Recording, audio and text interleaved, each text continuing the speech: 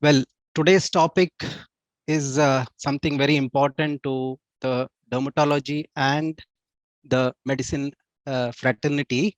Uh, it is on DRESS, that is the drug rash, eosinophilia with systemic symptoms, which is part of the conundrum of severe cutaneous adverse reactions. And this is also called the drug hypersensitivity syndrome.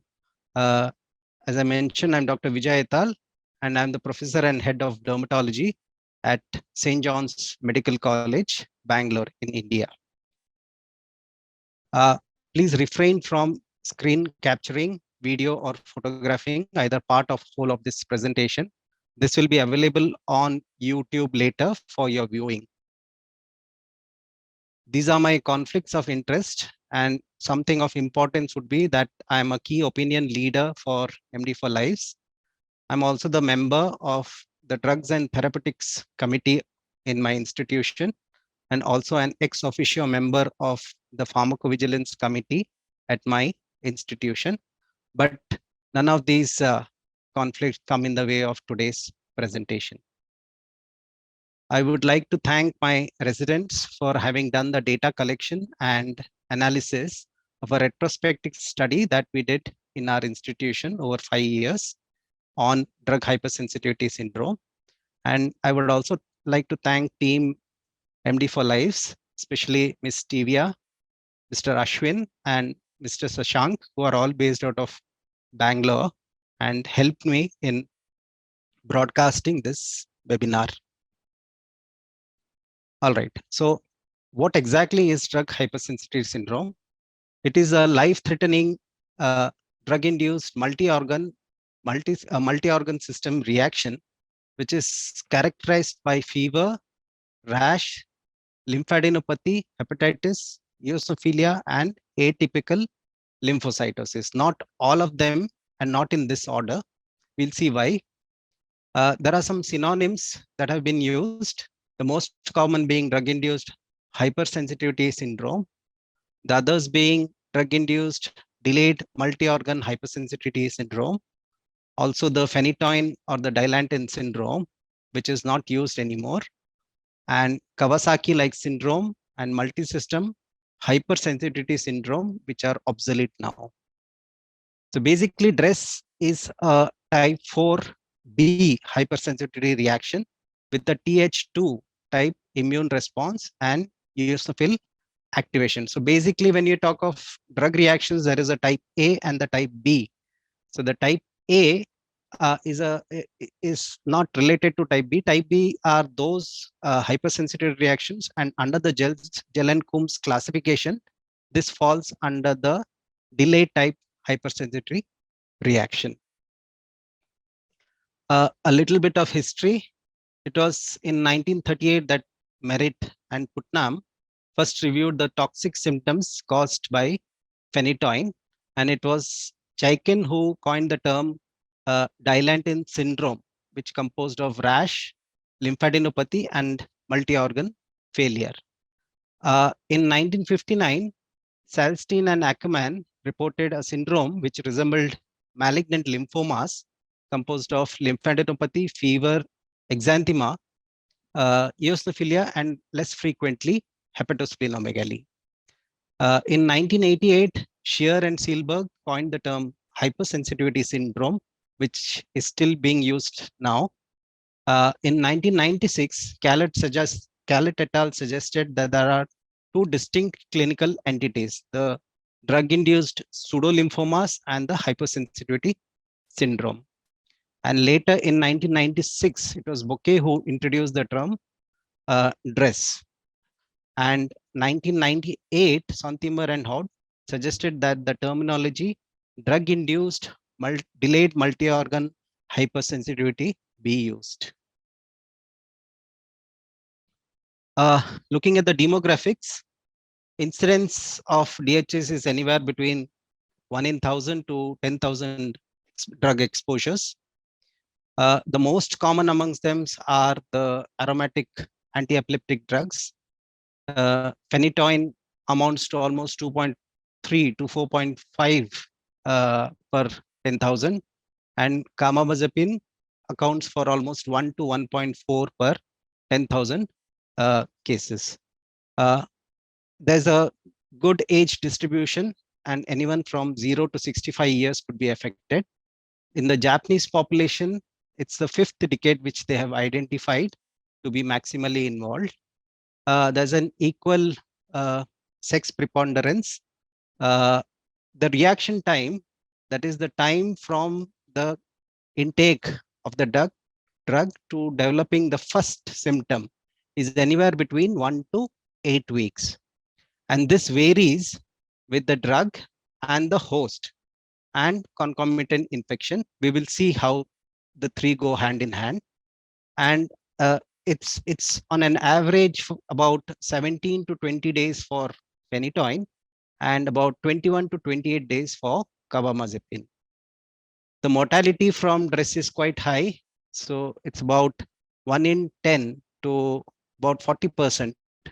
And the long-term sequelae is in about 12% of the patients. And the most common amongst them is the autoimmune thyroid dysfunction. So these are the causative drugs in alphabetical orders. And I'm sure across the world, we have different regions having different drugs, which are the main causes of DHS. So we'll take the first poll now.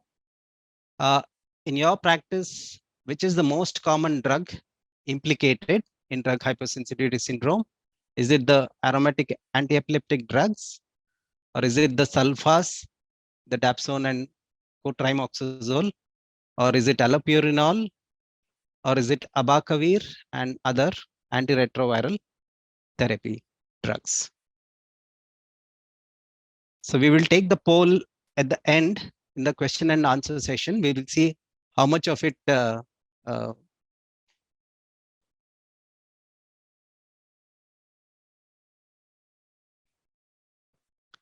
so going by the frequency, as I said, the aromatic anti-epileptic drugs, the three main drugs in this category, the carbamazepine, phenytoin, and phenobarbital, they have a 70 to 80% cross reactivity amongst themselves, and also to unrelated drugs like amitriptyline and doxepin. So someone with known sensitivity to any of these three drugs cannot be prescribed any of them in their lifetime. So that is what is to be remembered. Most of us in the dermatology know about this, but it would be a word of caution to the physicians. And also unrelated drugs like amitriptyline and doxepin are to be avoided in certain patient groups. Sulfas like dapsone, sulfapyridine, and cotrimoxazole come next. Allopurinol, abacavir, nevirapine, raltegravir, minocycline, lamotrigine, and zonisamide, and sometimes NSAIDs also come into the list. So what is so unique about DRESS as compared to the other drug reactions? It has a relatively long latency period between onset of drug intake and appearance of the first symptom. There is less severe involvement of skin and mucosae compared to other severe cutaneous adverse reactions. There's a higher risk of systemic involvement. And then there is a paradoxical worsening on withdrawal of the offending drug. There's a requirement of prolonged treatment with systemic steroids, unlike SJS or TEN. And autoimmune manifestations in later life are pretty common as compared to the other life-threatening drug reactions. What is common amongst these drugs? Most of these drugs have a common capacity to inhibit the B cell differentiation into immunoglobulin producing cells. So this is the first key step in drug hypersensitivity syndrome. We'll see how it goes about in the pathogenesis.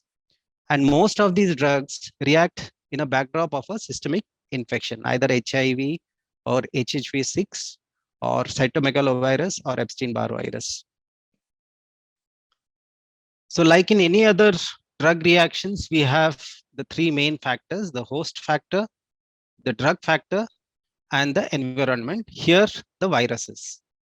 So we'll go one by one and see. So drug hypersensitivity syndrome has been very much compared to the immune reconstitution inflammatory syndrome of HIV. Uh, there are four main things that come into play here: the genetics, the role of the Treg cells, HHV6 reactivation, and reactive toxic metabolites from the drugs. So these are the drug-related factors, mainly the reactive toxic metabolites. There's a decreased clearance of these reactive intermediates. There's an increased oxidizing stress with a decreased glutathione levels, and a concurrent drug intake during the resolution stage would actually add to the pathomechanism.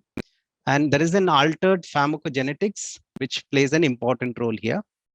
And we will see one by one what is the role of intercurrent viral infections, what is the role of concurrent diseases, and the role of altered immune response. A quick look at the genetics. There's well-established database on HLA association and predisposition to certain drug reactions. Common amongst them are HLA-B 5801 with allopurinol in Asians and Africans, HLA-B 5701 with abacavir in Caucasians, HLA-B 1301 for DHS amongst the Japanese population, HLA 3101 with carbamazepine induced DHS in Japanese and European patients. There are a few non-DHS well-established HLA predispositions, including HLA B1502, which is common in the Han Chinese and causes carbamazepine to cause SJS and TEN. Also, there's a HLA B5602 with phenytoin and HLA A6801 with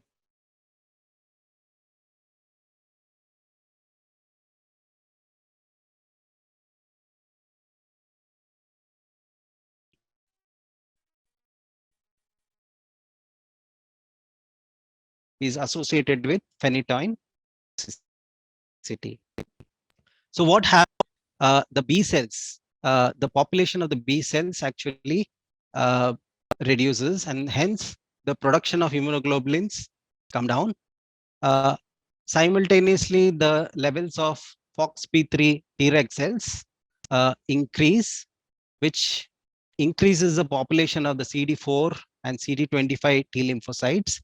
This releases interleukin 6 and TNF alpha, which is responsible for the reactivation of human herpes virus 6. And then the course is as in any other viral exanthem. Now, the exact opposite of this occurs, almost opposite of this occurs in Stevens-Johnson syndrome and TEN, where initially there is a loss of T regulatory cells. In the late phase, in the resolution phase, the population of Treg cells reduce and the T effector cells increase.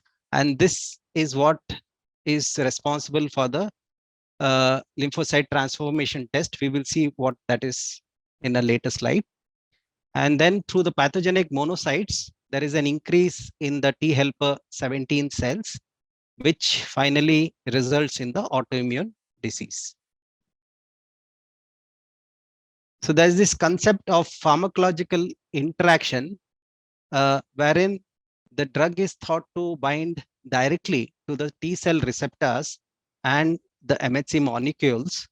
And this binding will cause release of interleukins from the T cells, and then the inflammatory pathway follows.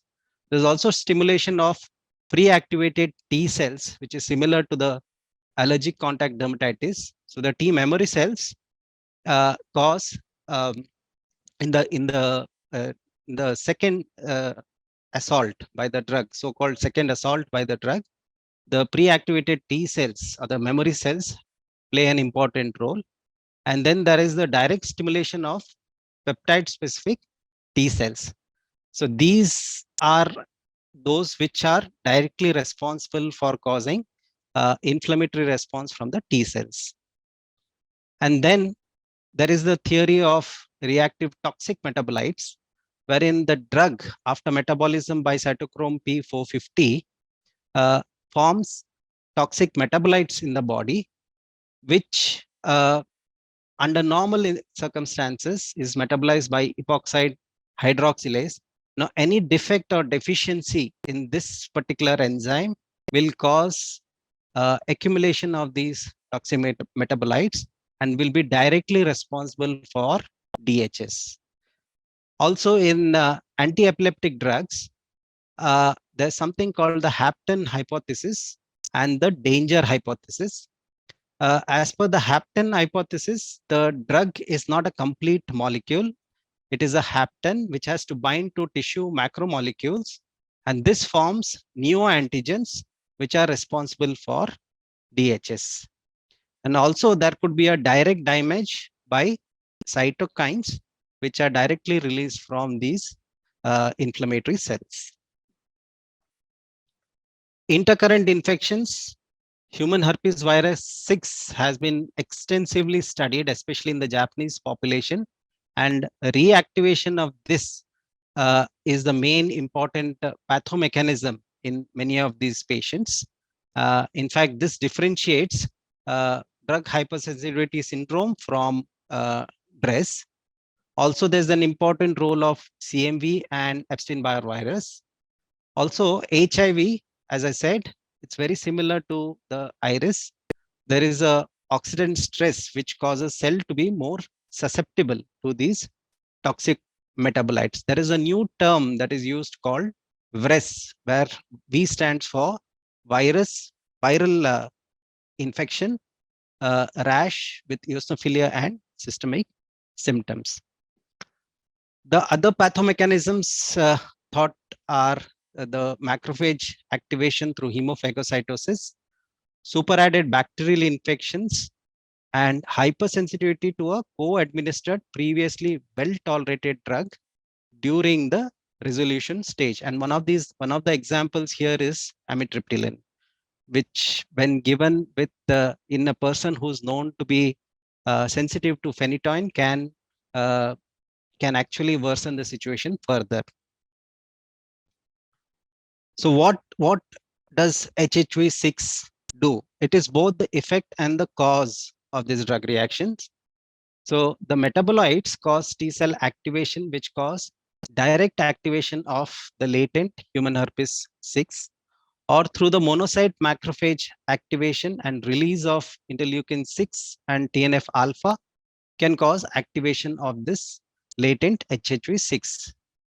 There's a possible role of amoxicillin and sodium valproate to induce replication of human herpes virus 6. Now, one question which many of us would be thinking is, why is autoimmunity a sequelae of DHS and not other severe cutaneous adverse reactions? This is because in the genetically predisposed individuals, there's a display of new endogenous peptides on the cell surface of these antigen presenting cells, and this initiate a polyclonal T cell response to self epitopes, and this leads to antibody formation. There is also a decreased Treg cell during the resolution phase of DHS, and this in itself can actually be responsible for many of the autoimmune conditions.